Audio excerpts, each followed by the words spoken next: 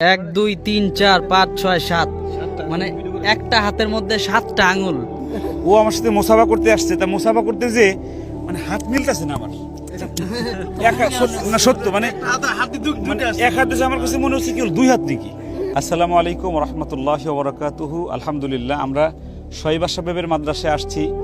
অলৌকিক একটা বিষয় আমাদের নজরে আসছে, বিশেষ করে এই যে আমাদের বাবাটা, ওর এক হাতে দুই কবজি, দুই ইসের মতো 1 2 3 4 5 6 7 8 9 10 11 12 13, স্বাভাবিকভাবে আমাদের 10টা আঙ্গুল, তার 13টা আঙ্গুল।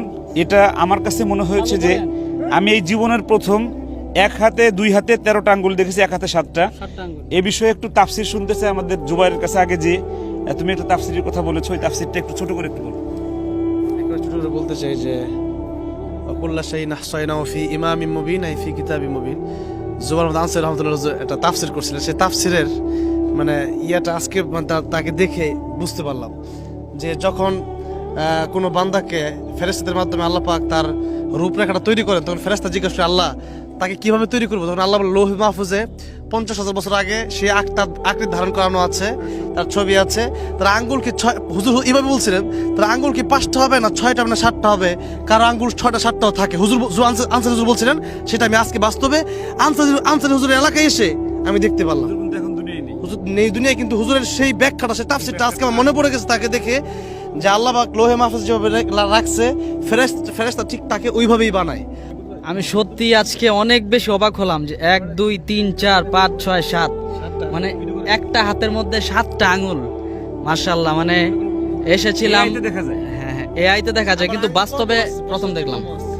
তবে মহান রব্বুল আলামিন মানুষকে বিভিন্ন আকৃতি বানায়। দেখা যায় যে আমি দেখছি 6টা আঙ্গুল, কিন্তু 7টা আঙ্গুল কখনোই দেখি নাই।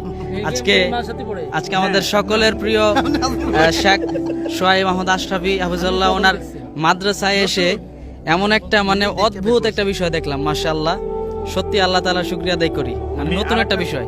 আমি আরেকটা বিষয় একটু, এখানে সোহাইব সাহেব আছে, আরো আমাদের গাজী ইয়াকুব আল উসমানী সাহেব আছেন আমাদের সাথে। আমি সোহাইব ভাইয়ের মাদ্রাসার ছাত্র, ওনার চোখে পড়ে নাই, আমার চোখে পড়ছে। ও আমার সাথে মোসাফা করতে আসছে, তা মোসাফা করতে যে মানে হাত মিলতেছে না আমার। না সত্য মানে এক হাত দিয়েছে, আমার কাছে মনে হচ্ছে কি দুই হাত নাকি। পরে আমি ধরে দেখি না দুই হাত না, একই হাত, কিন্তু আঙ্গুল বেশি। তো আমি আল্লাহর কাছে আসলে আল্লাহ আমাদেরকে কত সুন্দর করে বানিয়েছেন, আমার এই বাবাটাকে একটু বেশি আঙ্গুল দিয়ে আল্লাহ রাব্বুল আলামিন বানিয়েছেন। এটা আল্লাহর নিশ্চয়ই এর মধ্যে কোনো হিকমত আছে। আমি দোস্তর মাদ্রাসার ছাত্র সোহাইব আশরাফি সাহেব, সোহাইব আশরাফি সাহেব, তোমার আজকে দোস্ত আমরা যে